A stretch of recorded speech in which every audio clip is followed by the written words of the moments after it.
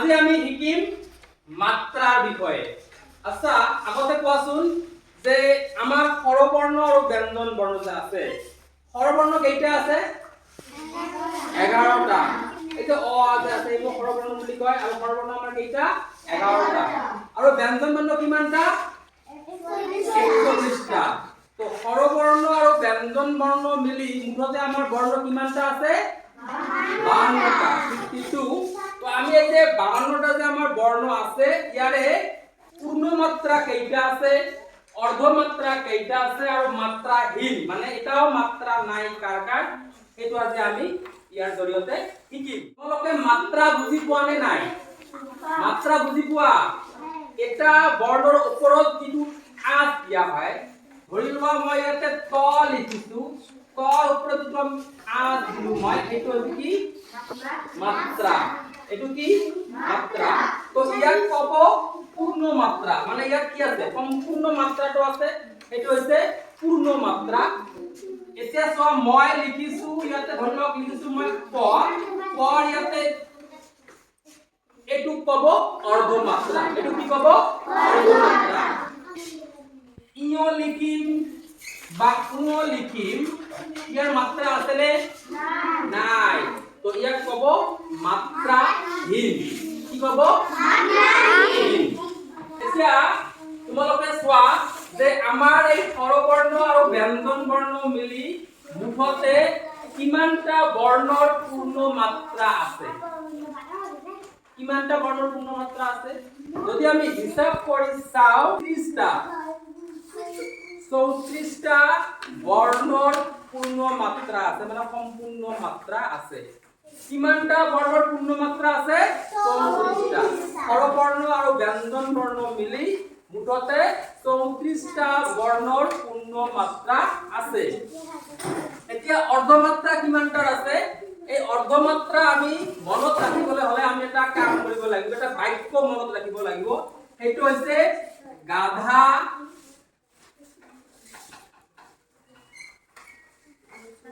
গাধা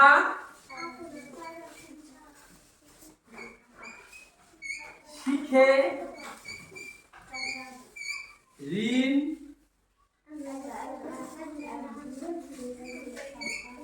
প্ৰথা। চোৱা, গাধা শিখে ঋণ প্ৰথা।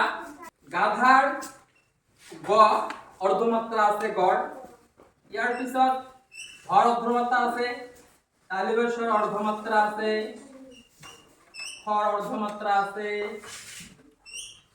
ঋৰ অৰ্ধমাত্ৰা আছে, মূৰ্ধন্যৰ অৰ্ধমাত্ৰা আছে, পৰ অৰ্ধমাত্ৰা আছে আৰু খৰ অৰ্ধমাত্ৰা আছে। তোমালোকে যদি এই বাক্যটো মনত ৰাখা, গাধা শিখে ঋণ প্ৰথা, তেনেহলে অৰ্ধমাত্ৰা কেইটা আছে চোৱা, 1 2 3 4 5 6 7 8। এই 52টা বৰ্ণৰ অৰ্ধমাত্ৰা আছে কেইটা? 8টা। মনত ৰাখিবা। পূৰ্ণ মাত্ৰা আছে 34টা, অৰ্ধমাত্ৰা আছে 8টা। 34টা আৰু 8টা যোগ কৰিলে কিমান হয়? 42, 42টা। তো 52টা হবৰ হলে আৰু কিমানটা লাগে? 10টা। এই 10টা হৈছে মাত্ৰাহীন। মনত ৰাখিবা, এই 10টাৰ মাত্ৰা নাই। কাৰ কাৰ মাত্ৰা নাই? স্বৰবৰ্ণত কাৰ কাৰ মাত্ৰা নাই? স্বৰবৰ্ণত এৰ মাত্ৰা নাই, স্বৰবৰ্ণত ঐৰ মাত্ৰা নাই, স্বৰবৰ্ণত ওৰ মাত্ৰা নাই, স্বৰবৰ্ণত ঔৰ মাত্ৰা নাই, হয়নে?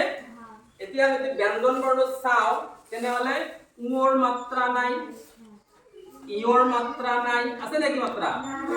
আৰু কাৰ মাত্ৰা নাই? ইয় উ আৰু কাৰ মাত্ৰা নাই? কাৰ মাত্ৰা নাই?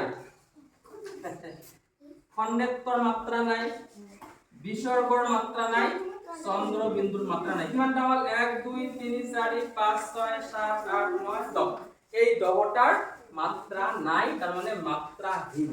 মতেৰে মনত ৰাখিবা, আমাৰ 52টা বৰ্ণৰ পূৰ্ণ মাত্ৰা আছে 34টা, অৰ্ধমাত্ৰা আছে 8টা আৰু মাত্ৰাহীন হৈছে 10টা। অৰ্ধমাত্ৰা কেইটা কি কি?